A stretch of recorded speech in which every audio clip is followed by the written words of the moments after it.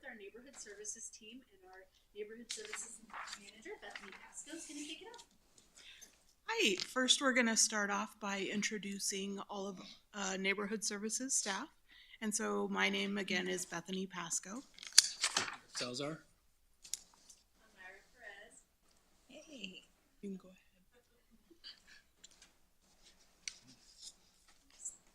Thank you. Thank you.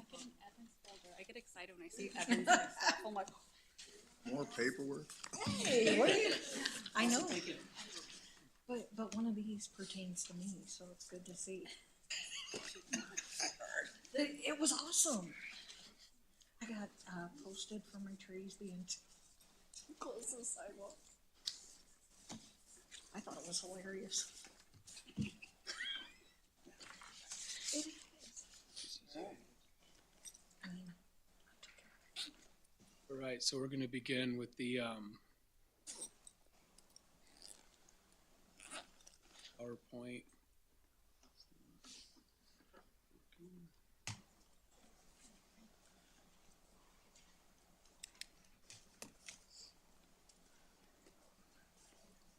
Clicker might have dead batteries. There it There we went. go. All right, so we're going to look back on 2023, some accomplishments and information on that, and then what's ahead in 2024. From code enforcement, we're looking at just the types of and numbers of violations that occurred on 2023. We had 430 cases, which were weeds and brush violations, 168 for hazardous trees, 125 for trash, junk, outdoor storage, and inoperable vehicles. And then we had 96 for snow, ice on the sidewalks.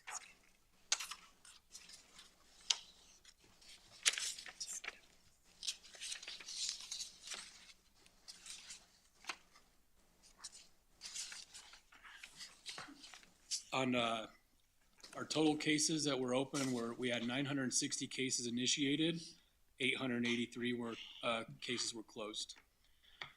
We had 144 citations that were issued, which was $30,896. Of those, 61 were closed involuntary, 34 referred to other departments or agencies, and 23 were dismissed because of unfounded.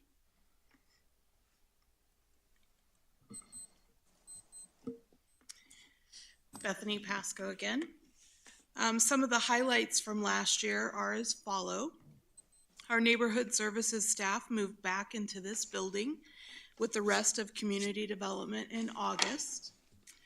Last year, we recreated our municipal court process. We only take the costlier cases, such as dead trees or outdoor storage of items of value, and the cases such as inoperable vehicles and illegal discharge types of cases to municipal court now. The more common cases such as weeds, snow removal, trash removal, tree limbs needing trimmed, we process through our abatement program, which is a much quicker process to deal with the more immediate concerns. As Derek presented a few minutes ago, weeds were especially bad last year because of the rainfall that we had, which was a blessing.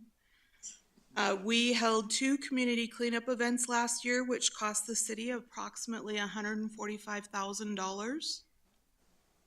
We proposed and you presented 5 yards of the month presentations to Evans residents, and the party trailer was utilized 33 times last year. Looking ahead to 2024, we still have our ongoing programs such as the Evans Community Cleanup, of which the spring cleanup was just tentatively scheduled for April. Of course, we have the party trailer program and our work trailer program. And lastly, our Yard of the Month program. Those are all continuing projects that we have, programs. New for 2024, we are trying new approaches to reach the community, such as the RV Boater Trailer Flyer, informational flyer that went out, which you've already heard about. Derek is working on creating and implementing the tree replacement program.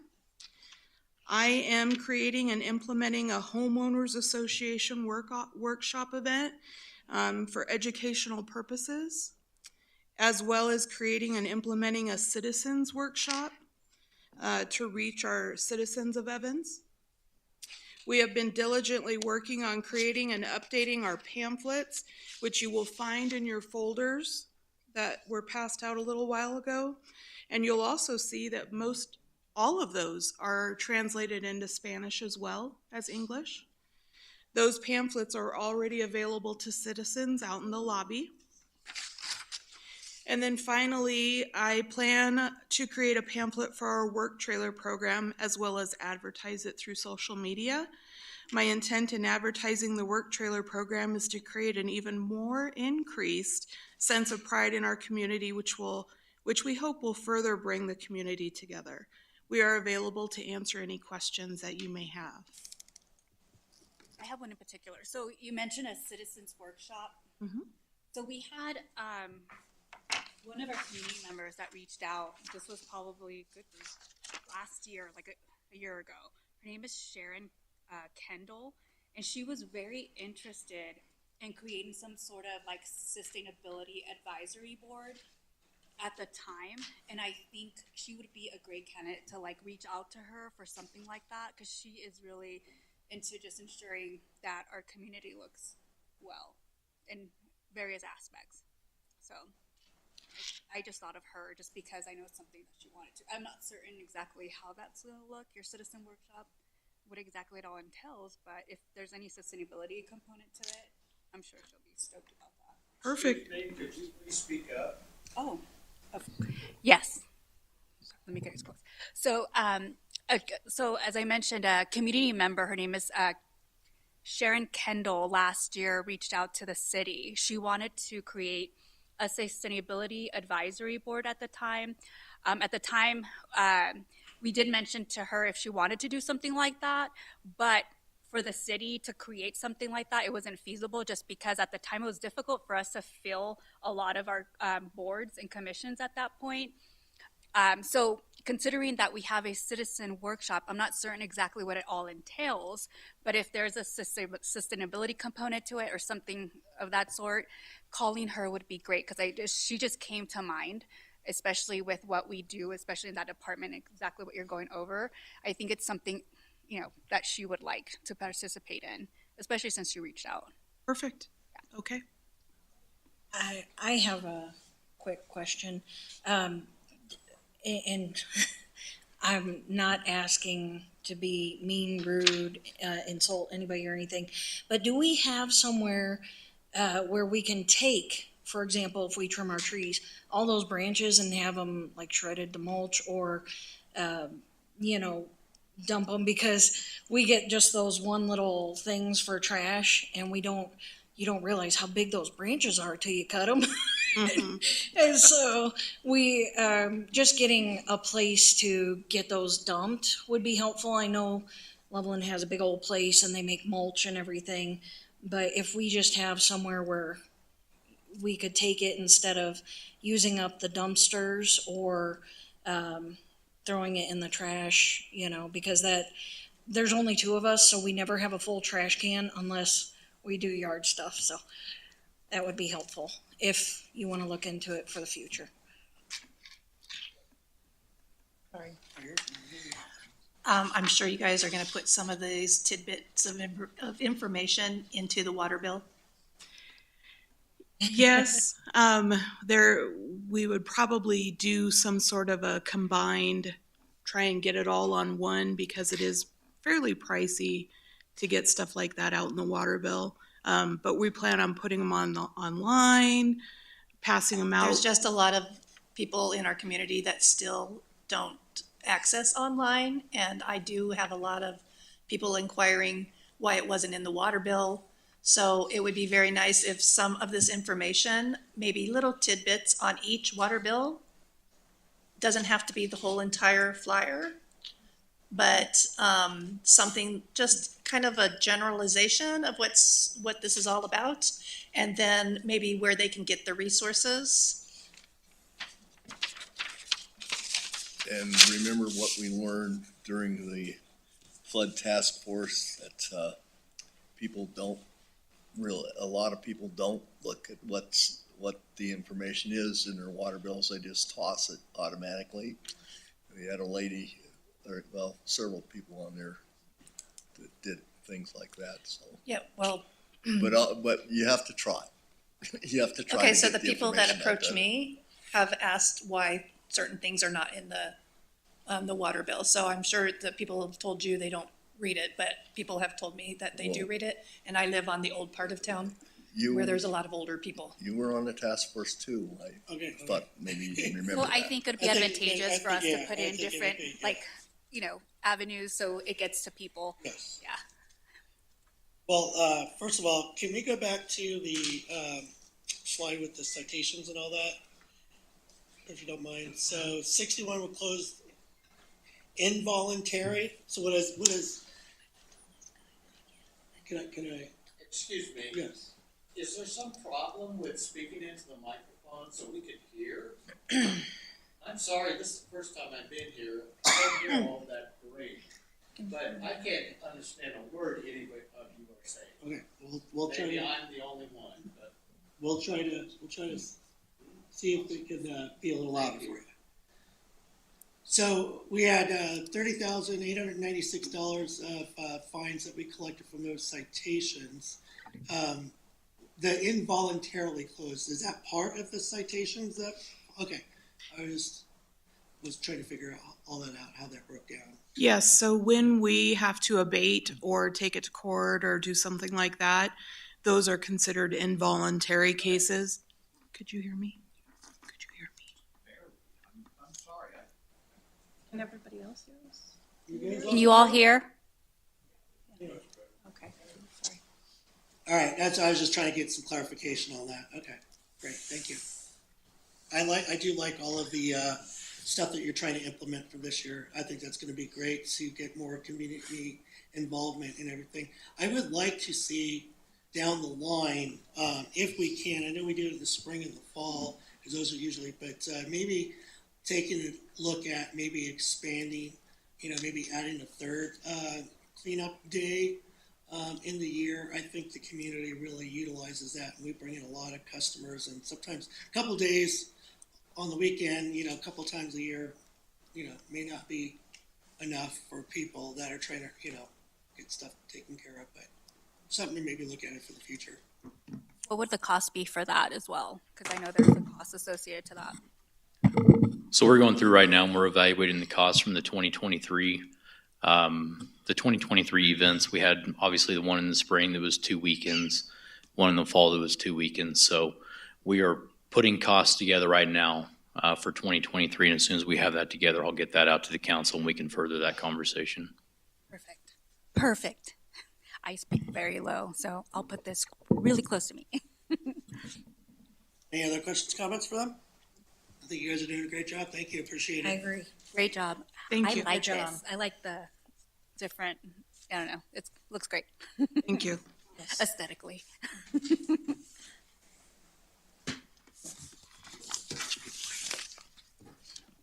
Thank you for the folder. So, Sorry. no, you're. Oh, no. Great. Good evening, Mayor and Council. Michael Hall, City Planner. The next few slides will be an overview of the current land development activities in the city. There were 2 highlighted grand openings this year, the first being Quick Trip, which has proved to be a public success and a positive economic partner to the city, being the largest taxpayer in the convenience and fuel sellers category since opening on October 11th, 2023. And the second being the Liberty Draw Filing 1 ribbon cutting on October 7th, 2023, which provided an opportunity for city to view model homes and early development success. For reference, planning has signed off on 49 detached single-family residences in Liberty Draw Filing 1, and that was of 2023. There have been more in 2024. And there have been 10 permits for attached single-family buildings and 33 unique permits for units within those 10 attached buildings. All these residences are in various stages of construction. There was also a series of completed cases this year, which was a prevailing theme, as many of these cases were started in 2021, 2022, as well as 2023 cases. This included a variety of case types for both land use and land division. For example, we have the completed Starbucks site plan, the landmark self-storage replat and special use permit, the State Street Industrial Rezone to I-2, the Reserve at Crescent Cove replat, the Grapevine Hollow Outlot 11 replat, Liberty Draw Filing Number 2 final plat, and the H&V Farms Industrial replat and rezone to I-3. As part of these cases, development and site improvement agreements were also approved as appropriate to protect city interests and to ensure public improvements and infrastructure are built for the benefit of the community. Regarding current planning cases, there have been a variety of development applications for residential, commercial, and industrial uses. Certain projects have been moving steadily, whereas some have experienced unique delays. In no particular order, there is the ongoing redevelopment of multiple parcels at the intersection of 31st Street and Highway 85, especially those at the southwest corner being the Evans Junction lots. Slow but sure progress has been made, including the possibility of a fast food development, car wash, and other retail. There is the proposed replat and site plan off of Trinidad Street for the Zavala family, who seeks to split the property into 4 lots, each with their own duplex building, for a total of 8 residential units. There is the proposed Saddleback multifamily replat and site plan, which is a multifamily development including approximately 270 units with varying unit options and 11 garage buildings. However, this project will likely be amended in scope before the end. There is a proposed site plan for a Murphy fueling station in West Evans at the northwest corner of the intersection of 37th Street and 35th Avenue. This is at the location of the current First National Bank ATM. There is a proposed replat and special use permit for a separate Murphy fueling station at the southwest corner of the intersection of 37th Street and Highway 85, which would require demolition of several existing buildings. There is the proposed Two River Sand, Gravel, and Reservoir Project site plan located in the far southwest portion of Incorporated Evans between the Big Thompson River and the South Platte River.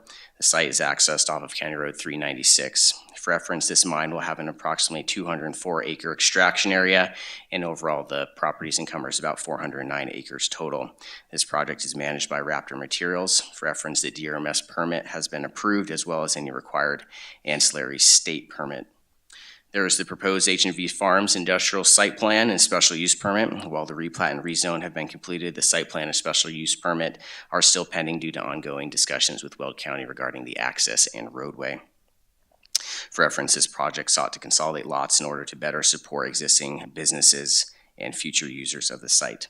And finally, I would fail to omit that there have been dozens of mobile food vendors and home occupation permits issued throughout the past year, and some home businesses include home bakeries, online sales, daycares, barbers, and other non-impactful enterprises.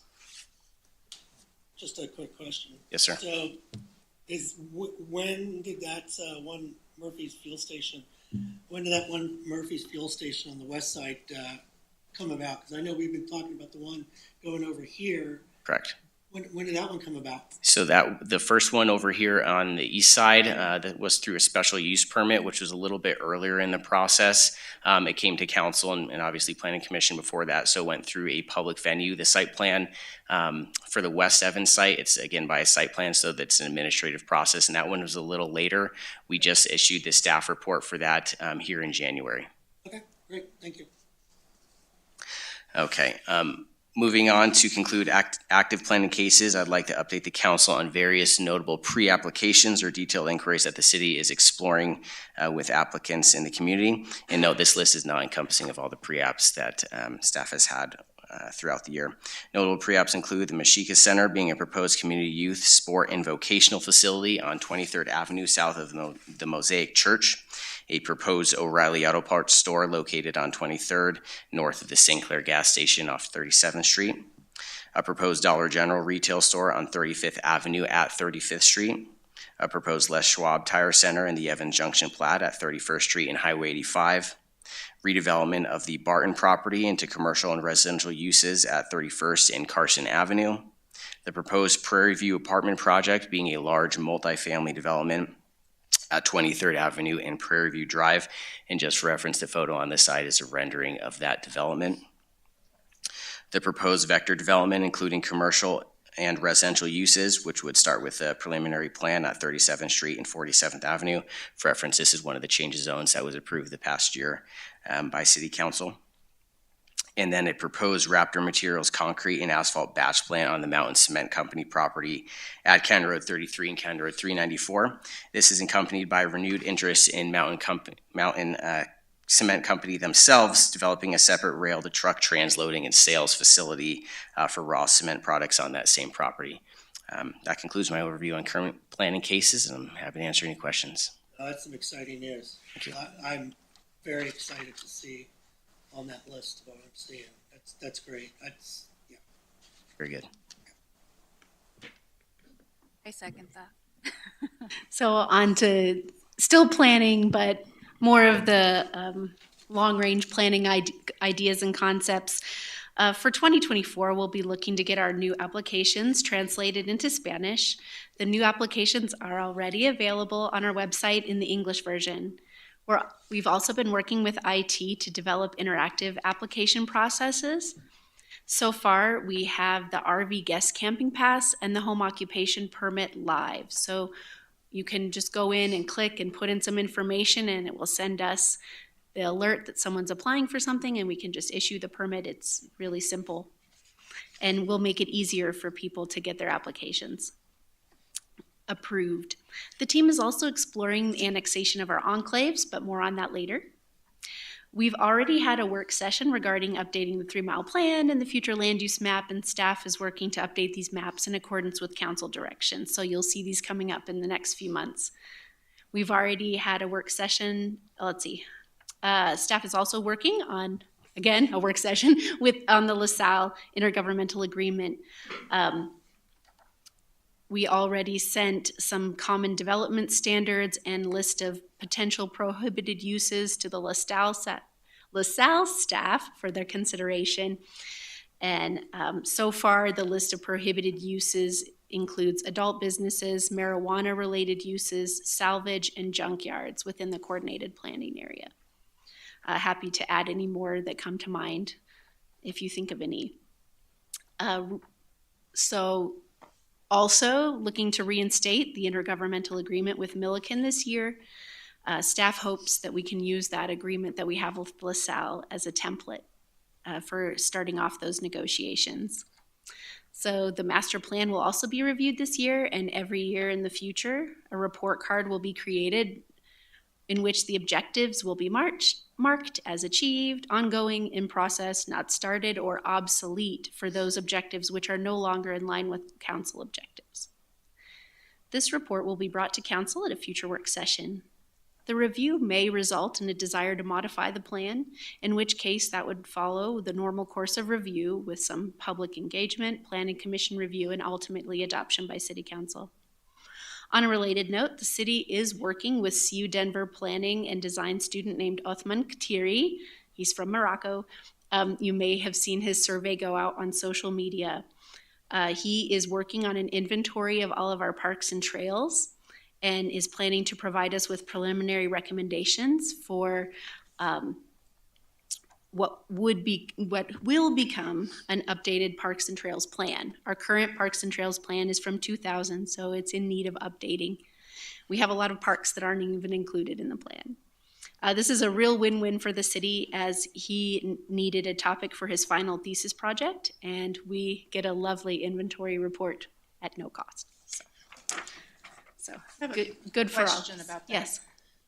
When he's inventorying the parks, is he going to also inventory the like open spaces that we have? It seems like there's some places that looks like it was a park. I was trying to find a park so that I could have a little bit more information on the size of a park, and I found all of these areas that they look like a trail was going through, but was that a designated open space, or is that something that the city has to maintain? I didn't know. So is he going to inventory some of those too? He has our trails and our parks on his list. I'll take a look at it and make sure he has the open spaces on there as well. It's early enough in the process. He can add anything we need to add in. Okay, thank you. All right. I'm going to turn it over to building.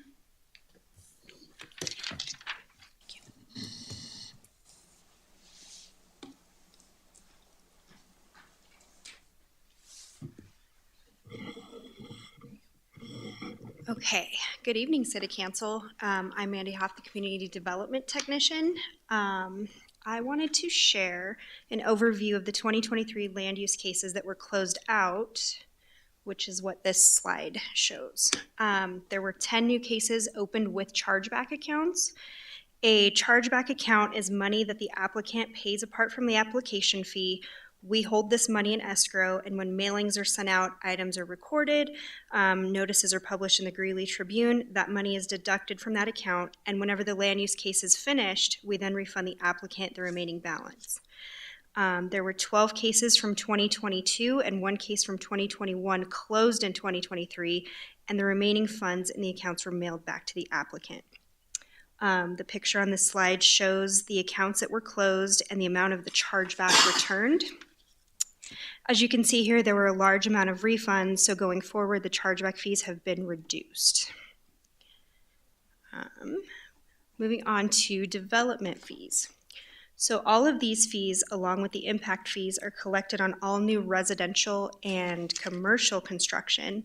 Here is a snapshot of the fees that were collected in 2023 for new residential only. We also have the fee structure for 2024, what that looks like on the end. And there are the impact fees.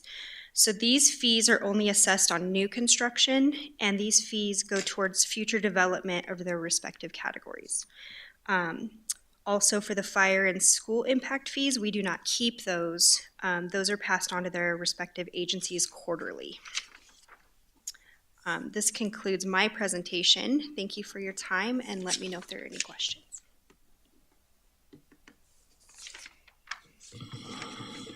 Okay. All right. Good evening, Mayor Clark and members of council. I'm Heather Utrata, your building division coordinator.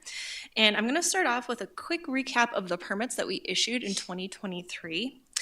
So our first item is what we refer to as residential one-stops. And that just means that there's only one inspection typically done on that permit. And that's going to include smaller projects like re-roofs and furnace replacements. And that's usually our largest category. That's usually where we see our highest numbers. So as you can see, in 2023, we had 228 residential one-stop permits that were issued. The next category is residential alterations, and that's going to include some slightly larger projects like your basement finish, maybe a detached garage. But the most popular option right now is solar panel installations. And so as you can see, we issued 93 out of 134 permits last year for solar panel installation. After that, probably one of our favorite categories, new residential. Of course, that's going to include new single-family duplexes and townhomes, and we issued 80 permits in 2023. Now we go to our commercial category, and there's one-stops there as well. These are going to look a little different, though. So instead of a simple air conditioning unit replacement, you'd be looking at maybe a rooftop HVAC unit instead. And we had 27 of those permits last year. We also have commercial alterations. Similar, typically these are going to look like tenant finishes, maybe some renovations. We had 17 of those in 2023. Commercial new is our last category here, and this one's a little bit tricky because some residential construction, like multifamily homes, can be considered commercial construction. So a lot of times you're going to see new businesses in this category, but in this case, we're looking at 8 permits for footing and foundations for the resort at Crescent Cove. All right, so that was the permit activity that we had in 2023, and it's a little hard to predict all of those numbers for 2024, but something that we can be fairly confident in are the numbers for new residential construction. And so what we are looking at right now is the overall housing forecast through 2029. I know that is a little hard to see, so I have a massive handout that should be at each of your seats if you want a little bit of a better look at that. Concentrating on this upcoming year, we are expecting over 400 new residential units to be built in Evans, and that includes all the multifamily units for the Reserve at Crescent Cove. I would like to note, I have two categories here, but Saddleback, Michael mentioned that is still moving forward. I've taken those numbers out of these totals, and I've also removed Peakview and put it in its own category, specifically with Peakview because that's a development that has just been pushed down the line and pushed down the line. And these totals are important because these totals translate into the totals for our revenue forecast. And so a little bit bulkier than the housing forecast, this set of projections goes up through 2029 as well. And if you really like spreadsheets, I have the full report in that packet for you too, everything going up to 2029. But for your eyes and mine, I just have 2024 pulled up here right now. Let's see, so this shows a breakdown of each of the dwelling unit types and how much we can expect to see from each of the permit fees associated with the building permit. So this includes the impact and the development or enterprise fees that Mandy just talked about, as well as other fees like use tax and building related, your construction fee, your admin fee, items like that. So the only column here, it might be a little tough to see on the screen, maybe better to see in your packet. The only column here that isn't a projection is the column for multifamily. Those are the actual fees that are currently assessed on the permits that we have for the Reserve at Crescent Cove. So as you can see, we should be expecting just over $6.5 million from that project, and those should be good to go in about the next month or so. Something to note is that these fees are all paid at the time of issuance, which is a little special in Evans. You may have seen some of the rate studies that I've done, and in gathering that information, I've learned that not all jurisdictions operate this way, and they may have builders running around to different departments to pay all of these different fees. So to some builders, it may appear that our permit fee totals, are a little bit higher, but that's at least in part because we can act as a one-stop shop and provide a more efficient experience for our development community. Okay, so beyond issuing building permits, the building division did get to have a little fun this year, or in 2023, collaborating with the engineering department and local artists to create vinyl wraps for our new traffic cabinets. These wraps further the city's beautification mission by preventing graffiti and making otherwise pretty bland metal boxes a little more visually appealing. So we have 7 scattered throughout the city. Hopefully you've gotten a chance to see some of them, and I have the locations noted on that map above. You look awesome. Yes. Thank you. Yeah, we've definitely received a lot of really positive residential feedback from it, as well as from businesses. I actually just got a message from somebody at the Rush Event Center commenting on it and wanting to know how he could get in touch with one of the artists. So, in fact, we have had such good feedback that our Parks Division actually reached out to help cover some pretty, I don't even know if you'd call it sad graffiti on the filter station building at Driftwood Park. I'm not sure if anybody got a chance to see that artwork that was there previously. So we got together, we worked with a local artist and local sign shop and completed another beautification project. We're looking forward to working with the Parks Division again to cover 3 more filter station buildings that are prone to graffiti. And further, we have been in contact with Excel to start working on wraps for some of their electrical cabinets. We'll keep you updated on the progress of that. That wraps up my portion, so I'm happy to answer any questions Mayor or Council may have.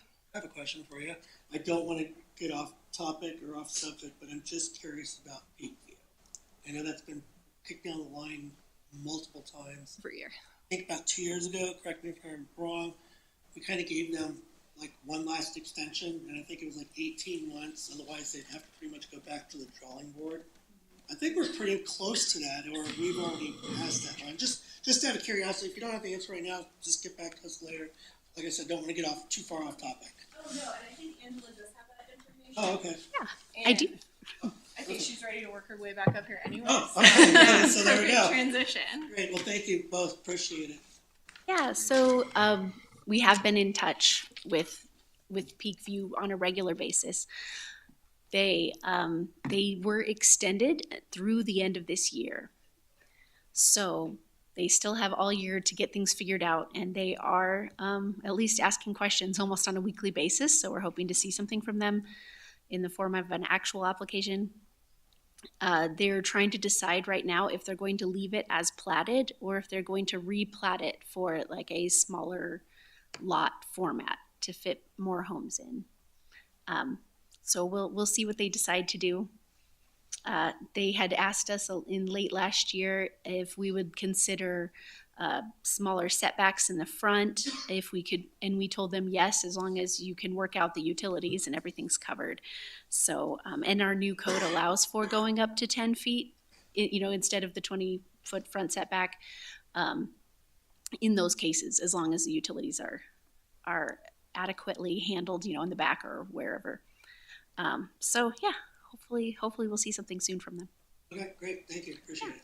Or- Yeah, go ahead. Steve.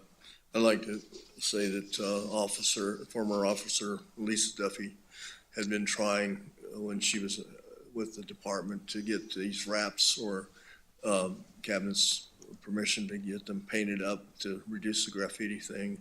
That's over. Then I kind of took up the fight with the chief and some of the other police officers to try to get this done in code enforcement. And it's been 16 some years or better, more like 20, to try to get this done. And now I'm receiving lots of compliments on this from businesses, even some of the Greeley businesses that I frequent are commenting about them. So it's a good thing. It's a good thing for our community. I just want to echo. Great. I want to echo that. And the reason why it's because within our city, we don't have a whole lot of art. And I think that brings an artistic flair to the city that is definitely needed. And the fact that they're sprinkled throughout the city just brings that color and that vibrance, and also brings a sense of pride, and that's important for our city. And I know that's something we've been wanting to foster for some time. And I think that achieves that. So thank you.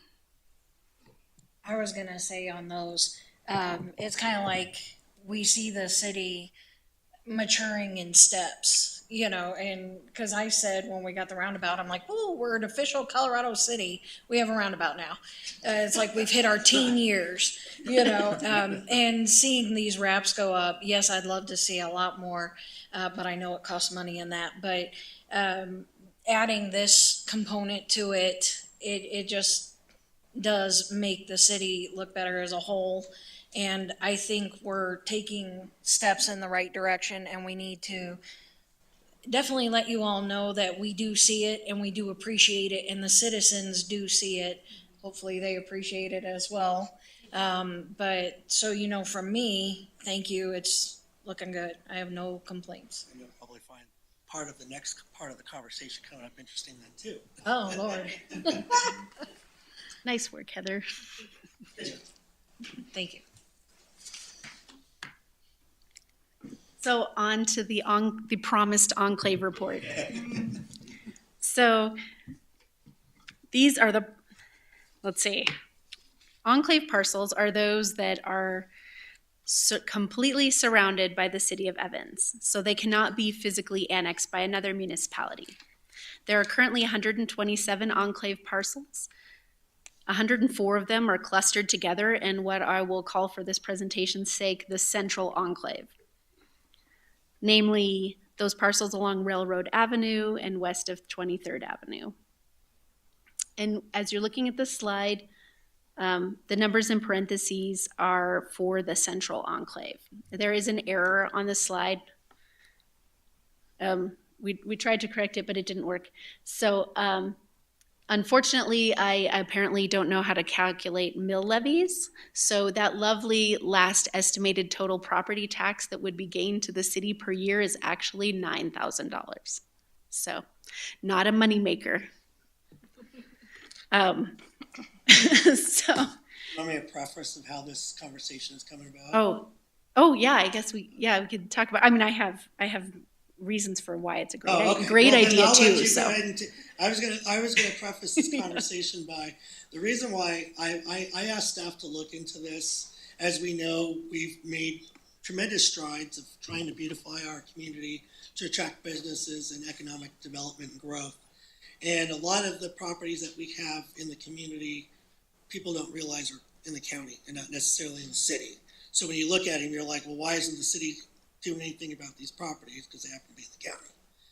Cody and I actually had this conversation with the county commissioners about how we can form a partnership with the county to clean up some of these properties, and so we can help, promote what we're trying to, our long-term goals. And basically the county commissioner said in so many certain terms is, we're not going to help you. You have the power of enclave annexation.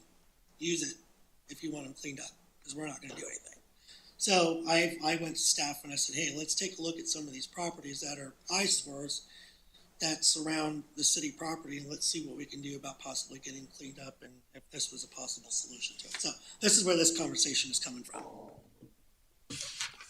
And it makes sense because I think our Evans looks like, I don't know, it looks like a puzzle that needs pieces to be filled in, or even like a piece of cheese. It has holes in it, like Swiss cheese in a sense. Mm-hmm. And it's hard to say because everyone, when people do ask, like, hey, do you have a map of Evans? They're like, what happened? I'm like, I know. We're trying to look into that. Right, it's true. And if you look at bigger cities, most of them have annexed their enclaves at some point. You'll see that Greeley has annexed all of their enclaves. So this is not unusual or out of the ordinary to get to that point where we want to take control of everything within our boundaries. So what we're bringing to you is just taking that step. It's a growing up, like Councilmember Mortensen said. So everything on the screen right now that's in burgundy is an enclave. You'll notice that like Arrowhead and Highland Park neighborhoods in Dos Rios are not considered enclaves. That's because they have direct access to both Milliken and Greeley. So they're not actually entirely surrounded by the city of Evans. But we do have these other parcels that are, and as our city grows, other parcels may become enclaves as we expand as well. This map is in the packet I gave at the last council meeting. So here is a closer up map of those enclaves that staff right now is recommending that the city consider for annexation. These are lots that are indistinguishable from lots that are within the incorporated boundaries of the city. So they contribute to the perception of Evans. When you're driving by these properties, no one knows whether you're in or out of Evans.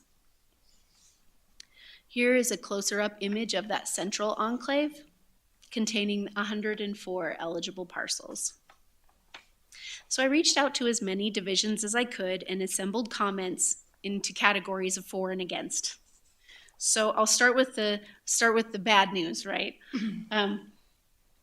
So other than that lavish property tax potential, of which you're already aware. So we have 4,000 feet of unpaved substandard roads. Substandard roads within the enclave. And our engineering department tells me that it would cost an estimated $5 million to bring all of those roads up to standard within the enclave. Is that paving? Yes, it would be bringing them all up to paving, and some of their bases might need to be fixed or stormwater infrastructure put in. So we could potentially be paving enclave roads before dirt roads that are currently in the city. I don't know that it would be before. I think they would just get added to the list. They would get added in. Sore spot. Yeah. So, as I was, yeah. We'd have to be considering those as we're doing our capital improvement planning. So next, most of these lots are served by the Central Weld County Water District. Transferring services would require some administrative gymnastics and may also require some legal services to properly transfer the applicable water rights and infrastructure, and costs for this are unknown. Not unsurmountable, but need to be considered.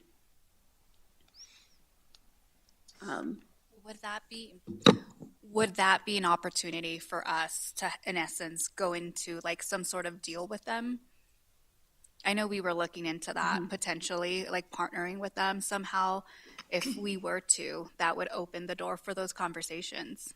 Right now, I know that'll be in your talk that you're going to hear later. So. I actually wrote that down, Ally. Because we've talked about, the well water.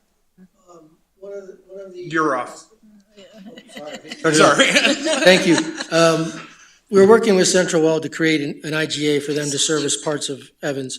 One of the sticking points right now is that they're saying that if we take on one of their customers, they're not going to transfer that water right to us. Like when we get a water service, we take it over from Greeley. Greeley transfers water rights to us.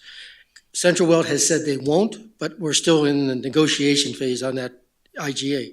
So that's one aspect of this. So if they were to become our customers, we'd have to work out, is it worth us them becoming our customers, or do they remain Central Weld's? Mark, is that most of the properties to the south and not in a central section like off of 37th Street and Railroad? These areas in blue here are all on Central Weld, and the mobile home park on the northeast corner of 35th Avenue and 37th Street is also Central Weld. Wow. Interesting. And if there's any other areas, there may be a few little other areas, like along 49th Street, east of the plant. I think some of those are all Central Weld customers as well. So those are the areas. Some of them may already be in the city, but they're Central Weld customers. So That opens conversations, though. right. Well, and again, the IGA with Central Weld is still in negotiations. We're still working on it. The goal is to have it in place sometime by the end of this year, because they're moving forward with their plans for their plant on the east side of the interstate. And when that happens, then they're also looking at and acquiring easements for bringing a large pipeline east from that plant to service not only their current service area, but potentially our areas that are going to be annexed west of the city and then south of the river. So are we looking into purchasing Central Weld water then? Well, the idea would be that we would transfer a portion of our water rights for them to treat. So as an example, it might stay 60% still gets treated by Greeley, 40% gets treated by Central Weld. So we just split up our portfolio. I know that there's a water auction coming up pretty soon, so we may want to discuss whether we're able to purchase CBT and Central Weld at this auction. That's something we can look into. That's what Rick's here for. There you go. All right. All right. You're all fine. Thank you. Thank you. Thank you. To be continued. I tried to dance around. Might present some legal issues. The wastewater. This is a map of our wastewater service right now. Several of the lots already have water service. But there was concern from our wastewater department that some of the enclave lots would be difficult to serve or would require new lines. Fire district, we spoke to them, and their concern was that there's a lot of open burning that occurs in this area, and that we would need to do some education to area residents on on their rights and responsibilities, and especially if they're annexed, that there are things that you can't do when you're in a city that you could do previously. But they'll be provided with a trash can. Oh, for yeah, but not for burning in. Burning your trash. Not the trash can, the trash. Right. That's what, yeah. It's my understanding that there are properties in this area that still are on a septic system. Yes. At least along the railroad, near the railroad diagonal, Yes. correct? So these homes on this street right here, most of them are still on septics. Also, oh, sorry, that's behind you. That's not helpful. Yeah, so these homes, most of those are still on septics, and most of the railroad diagonal homes are on septics. I guess that's our building, but yeah, but there are a handful of septics in that area, and the idea would be that when their septics fail and they're within a certain distance of the sewer line, that they would have to connect to sewer. Thank you. But we would annex them even with their septic systems and just wait for those septics to fail. Now the last challenge to, oh yeah, and we'd have to transfer districts. Not actually that big of a hurdle to jump. The fire district already has an agreement with LaSalle for providing service to this area. So we would just have to do the paperwork of turning it into the Evans Fire Protection District from LaSalle. And then lastly here, we have vested rights. So uses that are in this area, if we annex them and they have vested rights, they stay. They can legally operate. It's the grandfather clause. Yes. So, for example, we have an auto salvage yard across from our dog park, and that is a legally documented non-conforming use. And within the orange square that you see here, they are allowed to operate that auto salvage yard even if we annex them. What they are not allowed to do is expand it outside their boundaries, and they would be limited to uses that are in their non-conforming documentation. So auto salvage doesn't mean any commercial salvage. So there are things we could enforce on, but it would be important for council to understand that we would be limited in that. One thing that we could do is require screening. Tidying up. Tidying it up. Yeah, a little visual appeal. From the road. Yes. So just to make sure we're clear about what we're getting. Doesn't, I know that the county is going through a few tidying up issues right now. Yes, they are. And wouldn't they already be qualifying for the county's tidying up issues that are just not being addressed by the county? So we don't have to accept any nonconformity that is not legal. So it's true that some of these properties, and not just that one, are currently in violation with the county. And if we annex them, that none of that is grandfathered in. So, and I feel like our code enforcement process is swifter and more effective. So those issues should resolve more quickly. All right, well, that's the end of the bad news, almost. I got one thing wrong apparently on my 4. I'd heard that the police department already serves the enclave.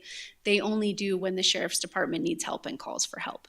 So that would be an added burden to our police service, but just something to consider. But in arguments 4, the fire department already serves them. It wouldn't be an extra cost to them. It would reduce open burning and improve our air quality. We would have property tax gain, especially if some of those areas were redeveloped. There's a long stretch of land along 23rd Avenue that could be developed commercially, and some other pieces along 37th that could also be profitable commercial properties. And as we stated earlier a little bit, sewer is already available to most of the properties, but the biggest and best argument for annexation, I feel like, is the uniform development of the area. Evans City Council would have the potential to control allowed uses and impose development standards on all the land perceived to be in Evans along our very visible corridors. Evans would be able to enforce the nuisance conditions and screening requirements according to our own swift and expedient code enforcement procedures. So staff's recommendation is that annexation of the enclaves will require one or more surveys to create annexation plats. There'll be capital improvements that need to be incorporated into the city's overall improvement schedule. District boundaries need to be modified. Water rates need to be straightened out. Annexation requires communication and education to affected residents about rights and responsibilities, and the city would have to accept documented non-conforming uses, and those uses would be allowed to operate. However, the city would benefit from the right to enforce on areas perceived to be in Evans by the average citizen. The gain would be long-term, protecting the image, goals, and development potential for the city of Evans. Therefore, staff recommends that the city pursue annexation of its enclaves, and we're looking for your direction. Great, thank you, Angela. Like I said, for me, I was looking at it. I know a lot of this stuff, like the streets, the stormwater, et cetera, would come at a later date, way down the future. What I was looking at for staff to provide to us to make a decision was the long-term goal of the city is beautification and our availability to meet our long-term goals. I know this probably will not go over very well with some of those residents that will be affected by that if that's the decision we wind up making. I mean, I know Arrowhead has expressed interest in coming into the city, but excluding them. So this is something I wanted us to take a look at. Not saying that we have to do this, but I wanted us to get a clear picture of what that would look like to help our long-term goals. So let's see what you guys have to say. So I guess the only thing I'm left with is if the long-term goal is beautification of the city, which we all are firmly behind, okay. We have the one example of the junkyard. How many of those how would we find out how many of those that we are legally annexed? You know, the difference between how many people are just doing it because Weld's not enforcing it, or how many people actually have the legal exemptions. Looks like there are about 5, although that gravel pit on the bottom I don't believe is in operation anymore. So there are 4 documented vested rights properties with the county. Gotcha. Or 5, sorry. One looks like it has more. So for me, I know from my thoughts, that would give us the ability to start cleaning up some of the areas along 37th Street over by Happy Gardens, or Happy Life that's not in the city. The property over on 23rd Avenue, that's on the south side, on the west side, that dilapidated house trailer looking, I don't know what it is. That's, and then there's there's an area over that's in the county, it's a smaller section that's got some duplex looking apartments that have refrigerators outside, broken vehicles. I don't know what it is. That's all over, but it looks like an eyesore the minute you turn the corner and you're like, that's county. So that is what I'm looking at, but that's what I'm trying to look at is how do we clean up those major routes along our community that people see that want to do business in our community. Okay, I've got some thoughts on this too. They're an enclave.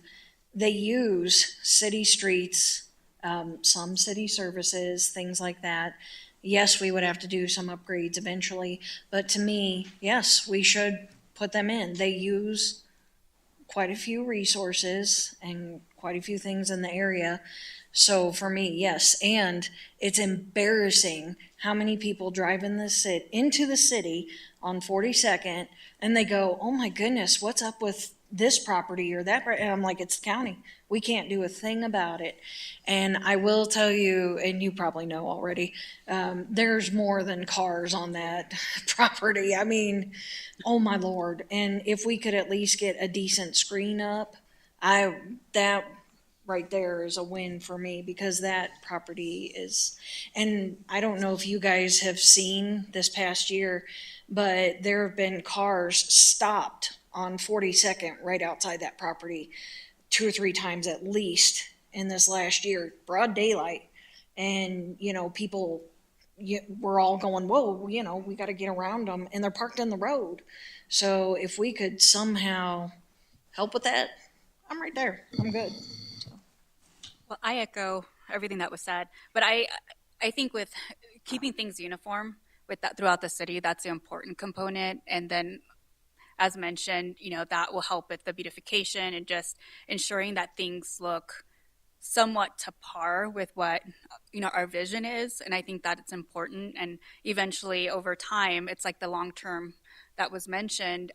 If they were to want to change or do something different, then at that point they'll have to conform to what the city standards are. So I think this is a long-term thing, and I think it would be great for the city to do this, and we won't be a cheese anymore. Little cheese. Well, I've put up with the railroad diagonal since 1979, and I did not realize that a lot of those apartment buildings over there off of 37th Street were in the county. I knew the railroad diagonal was in the county, and 17th Avenue for the first 18 years I lived here was dirt and non-existent basically to 42nd Street. When the city put in 42nd Street, they put it in within, I think, 2 feet of the salvage yard's fence line. So that's part of the reason if that people are probably parking there. And I don't think he's operating that right now at all. But people still stop to see him and his wife. So along there, and there's just if it's closed off, there's no room to park. It's not a good situation at all. I've heard a lot of talk about not being able to annex that along that railroad diagonal for some of the various disadvantages to the city of having to do it. But it's past time to do it and try to get something done and welcome them into the city officially and see if we can't convince them that maybe we can get some of their properties cleaned up and looking better, and we can provide better services to them.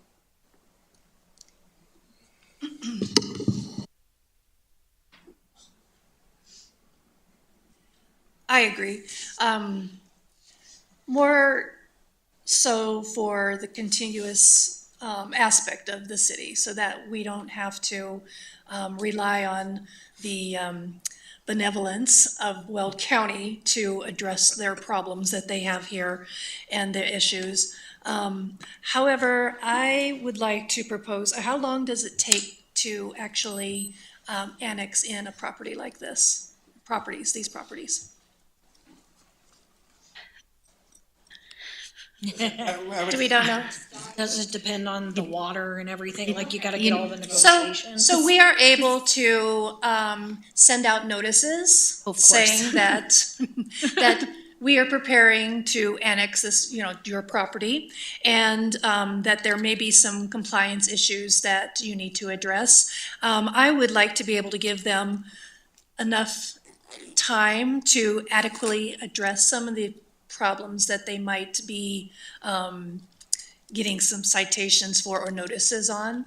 And also kind of going through what is going to be grandfathered in and what is not going to be grandfathered in, because I do think on some other issues that we have, that there are people who think that there's some things that they do with their property that should be grandfathered in and really aren't. So I think that we need to do some of this in stages so that it is not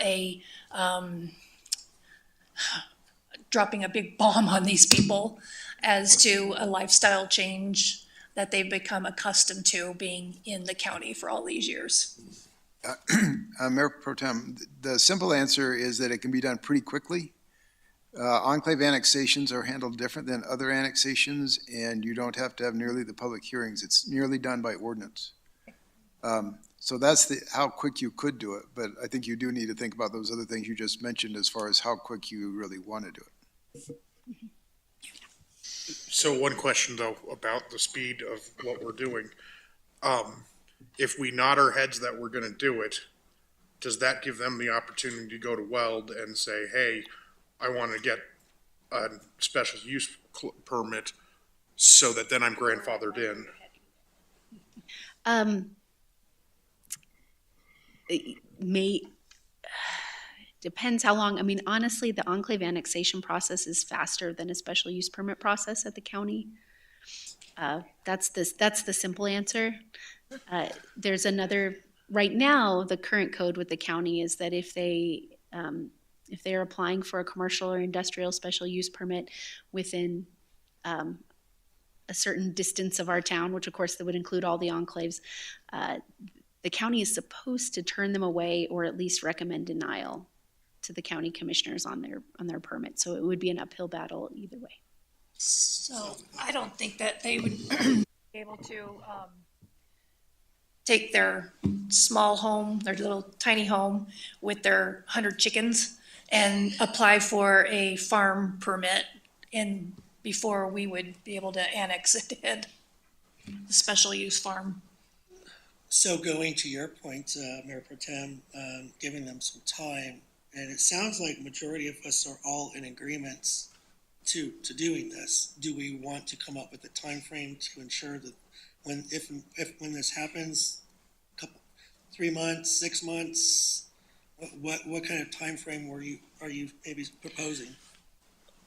Well, I mean, I would say probably, depending on what it is, 6 months to a year, just because I know that times are bad for a lot of people and there's not a lot of money. So if we are saying you need to put up a 6 foot tall privacy fence and it's, $100 every 6 foot, it could be a lot of money that someone has to come up with. And even the private residents, if they have to comply with some of our, some of the issues, they may have to get rid of their 100 backyard chickens and get down to 4 to comply with what we have. So I think now chickens are a little easier to get rid of, but well, maybe not if they consider them as pets.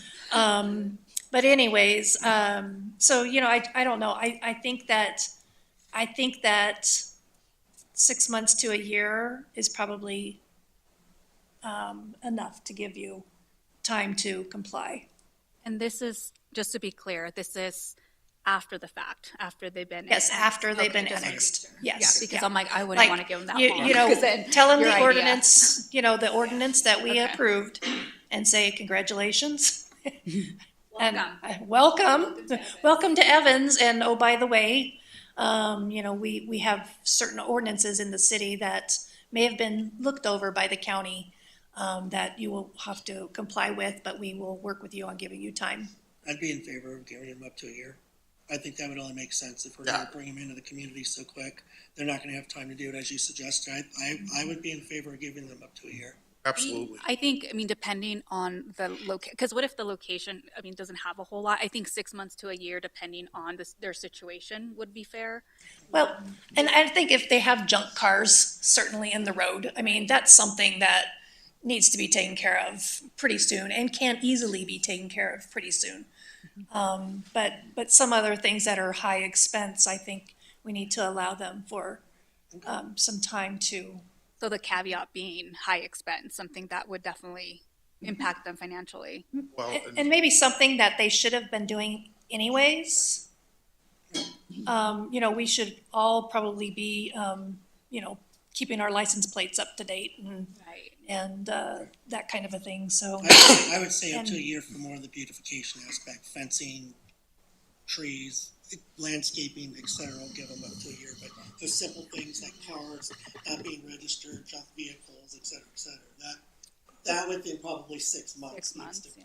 The trash burning, Trash burning. that, I mean, that probably could be addressed right away.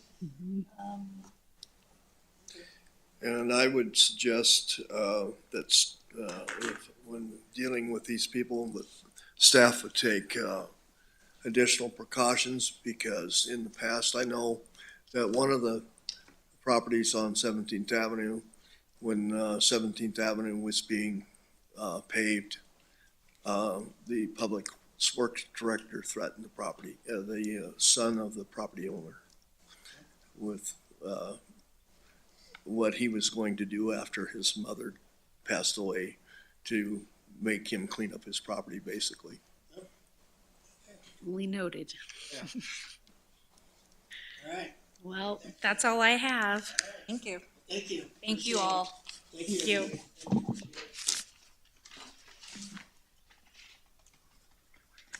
All right, we got next up on our agenda for the 2023 water use update report. We'll hear from staff. Yes, Mayor and Council, this next item is going to be presented by Rick Picard, our water engineer. And as Rick gets up here and gets settled, I will turn it over to him.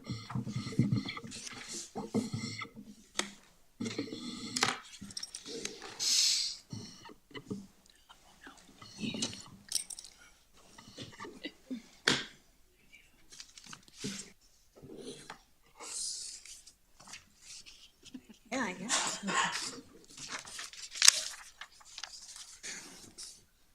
Well, this will be all good news. Oh, okay. All right. Oh, great news. Give it to us. Turned it You off. turn yourself off. Yeah, you turn yourself off. It's red. Was that the good news? That's why it's the good news. No news is good news. No, this is good news. I think that the overview of the 2023 potable water usage, I started off with a lot of rain. I had a lot of different words that I wanted to put up there, but I think that a lot of rain, the year could best be described as an anomaly when it came to water. The total usage of the water was one of the lowest since 1998. It was the lowest since 2009. As we know, when we were building the roundabout, we had unseasonably heavy rains starting in April and continued on through June into July. And what is interesting is that we saw a 32.7% decrease in the potable water outdoor usage. And how we figure the outdoor usage is we have the total usage minus the base use, and that's our potable water. That's not our non-pot, that's our outdoor usage. And how we figure that is we determine what our base usage, which is basically the December usage and from the previous year and the January and the February. And that's what we consider indoor usage. And we carried that throughout the rest of the year.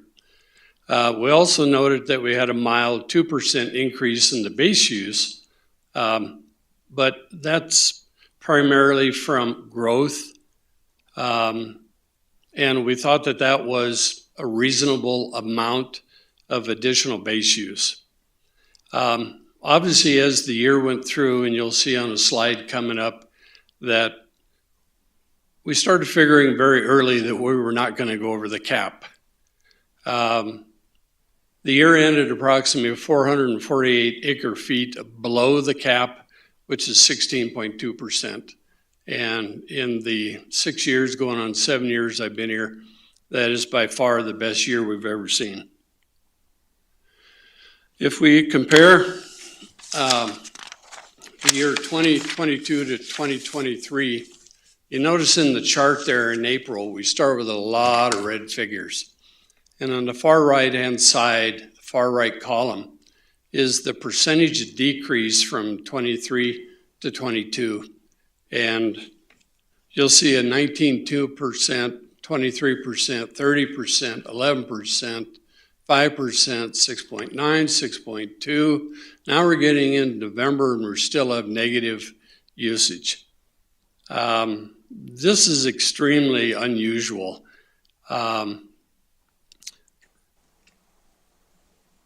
That's why I look at the year as an anomaly, is that you typically see when people aren't using or needing to use a lot of outdoor usage, that eventually it warms up and they go back to using it. And I think what people found is that they really don't have to water as much as they think that they had to. And I think that's what we took away from 23. If we look at the comparison of the previous years, we always do a 5-year. Typically we do a 10-year, but I wanted to do an 11-year average because I wanted to go back to 2012, which was ironically the last year that we had a cap increase. It was also the heaviest year that we've had since the last time we did a cap year increase. So the 11-year average was from 2012 to 2022. Again, I didn't include 2023 because it was really going to construe the figures. The base use is calculated, again, as referred to the indoor. And in looking in the 5-year, we had their average total was up 0.72% over 5 years, which was up a little bit more than 11-year. Then we looked at the base use, we're up 0.93%, and that was up a little bit more than the 11-year. And then we looked at the outdoor use, we're up 1.36%, which is up again from the 11 years. So I think what we took from that is the last 5 years is starting to show our indicators that we do have more taps, but we're not growing, we're not using water at an alarming rate associated with that. And in going back, we always look at projections of 2% growth when we're projecting for future years. So we're always trying to use the base number. And I'm always trying to justify how we use the 2%. And I go back and I use the 11-year average of 0.74. I use the 5-year average of 0.93. And then I take a look at each of the previous years to see if this number makes any sense. And you go back in 2018 and you start looking at the base use, they're all in red. And you're starting to see kind of an average, kind of a feel-good position that if we're using 2%, we should always be below that. So that's a good feel-good number that we can use going ahead. And then if we take a look at the 2023 usage versus the treatment cap, as we said before, early on we knew we were not going to go over the cap limit. And if you look at the very far right side of it, you'll see that from 2022 to 2023, it's kind of like we fell off the map. We only used 2,318 acre feet of water versus the previous year was 2,622 acre feet. I guess one of my adjectives or whatever word that is wow. It just kept going, wow. I think, and then looking forward to our projections for the upcoming years, again, I didn't use 2023 as a starting point. I went back trying to pick a year that was somewhat of a normal year, and I picked 2022. And I took the amount of water we used in 2022 as a starting point to project what we were going to use for 2024. And then I used 2% additional growth or usage from there until 2029. And what I ended up with is projecting this, that in 2027, that we would exceed the cap by about 16.917 acre feet. We'd spend about $481,000 if we did go over the cap. And again, this is using 2%. I went back and checked all of the other years that we've used a growth of 2%. We have never come close to the 2%. So this is an extremely conservative projection that we'll go over in 2027. I think realistically it'll be 2028, maybe 2029. So again, each time I make this presentation and I look for those, I never hit it, which is a really good thing, I think, in my mind.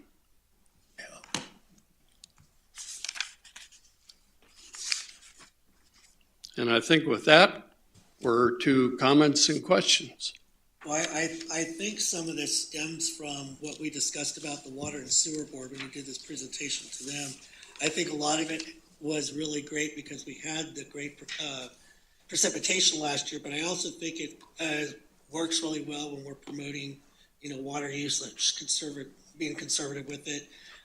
Residents replacing their lawns and going to more of a water-wise type plants, native grasses, or just removing their lawn in general. I think a lot of that is contributing to that. So I want to say thank you to you and the staff for going out there and getting the word out and educating people. Mm-hmm. I think it's making a big difference of why we are in the position we are now. So thank you. And I think it's the track dough when we finally got the non-potable water going into that, and we're saving anywhere from 65 to 90 acre feet just in the Tuscany subdivision alone. And that's astronomical numbers. Well, I understand the switch to non-pot in some of these subdivisions where they're able to now. But I also think that there's been a lot of social media output on how our potable tap water is not good for us. I think there's a lot of people out there that are switching to using alternative water sources inside too for their normal consumption, which would, account for the low usage. Yeah, and I also see the amount of water per capita per day. And I check those numbers a couple times a year, and it's still that number just keeps coming down. People are, conserving water, but they're just using less. And that's a really good sign. I agree. And I think also, I can say I used, alternative water uses. That's what you said that. I'm like, I do. Just because I'm really, conscious of all of that. But I think, I was going to mention track O, which you stated, that also, possibly contributed to all that. But I think it's just interesting because it went down. It's just looking at your chart and seeing how it just continued. Like you said, typically the trend is after water, there's an uptick, after the fact, but there wasn't. It was still at a negative. So that's very unique to see. I do agree that with a lot of the outreach for xeriscaping and all the plants that we've been providing, I think that's definitely helped. And I think it's great to see that we're doing that. But I'm just curious to know, I would maybe considering this information to have some sort of survey, to understand how our community is conserving and just seeing all that feedback or what information they provide to say, hey, this is what we're doing. It would be a great way to tap in to those kind of positives. I don't know. It's just a thought. Mm-hmm. Other questions, comments? Well, Rich, I know you're not going to like this, but I'd still like to get an update on that report that I finally got a copy of from 1999 on the non-pot. So we have gotten that copy, and I've had a couple conversations with you, and we have gone through that, and I'd be more than happy to make a presentation at a work session. But we went through that, and it was shocking the amount of those projects that the city has completed, and those sections and those projects that are all under non-pot water now. It was shocking. We still have some, and Justine and I are working on it. There's 2 or 3 more projects that we're working to see how much money it would take and how we can get 2 or 3 or 4 more of those on there. They're the smaller ones. They took all of the low-hanging fruit projects and some of the others, but it was amazing to see how many of the schools are all now on non-pot and how many of the other projects are all now on non-pot. So, but I will put together a summary of that. I'd appreciate it. I just found out when Jules brought the cemetery to the work session, and I had thought that someone had told me that that was on non-pot, but apparently it's not. And when I dug through the report, it said that we were going to work with the city of Greeley to see if they could supply us with that. Yeah, and so, Greeley didn't do their project, therefore we couldn't do our project, is what we found out. But all right, thank I'll you. put that together. Thank you, Rick. It was a great presentation. Thank you. I like numbers and just seeing all of that. It's just, it was great. It was Yeah. a great visual. Yeah. All right. All right. You're doing the next one too? Yeah. All right. Next one, cash in lieu of EQR bank update. We wanted to bring you an update. It's been a little over 2 years since the Evans Cash in Lieu of EQR Bank was formed. And for some of the council members who are not up to date on this, provided this in your packet. In the recent past, to satisfy the city's water dedication requirements, developments large and small had 2 options. They could bring EQRs or they could bring in CBT water. About 2.5, 3 years ago, staff recognized the certainty of a near-term condition which could hinder future growth in the small commercial and the infill residential market within the community. And the cost of the CBT water and the quantity of available EQR to purchase in the open market was quickly becoming a roadblock to small-scale development in the city. One solution staff felt was viable to overcome this was to have the city purchase as many EQRs as possible from the open market and create a cash in lieu of bank for these types of small-scale development. Specific applicants with a small-scale commercial, and I have some examples, and small-scale developments and infill residential developments. Further limiting the number of EQRs per application would be necessary to further reserve this opportunity for this specific market. The city was approached by an individual EQR seller with a sizable quantity of EQRs who had expressed a desire to sell all of her EQRs to a single buyer. This large quantity was a sizable amount to seed the bank. The City Council established the Cash in Lieu of Bank in April of 2021. At that time, they purchased 133.75 EQR banks. At that time, it was from the Gail M. Hartley Non-Exempt Marital Trust, which seeded the EQR bank. They were purchased at a price of $21,500 each, a total purchase price of about $2.875 million. A sale price of $22,500 was created per EQR, and it was based upon a comparable pricing of water dedication of other water providers at the similar allocation of water. This recommendation considered the need to be competitive to encourage growth within the city of Evans, amongst other factors.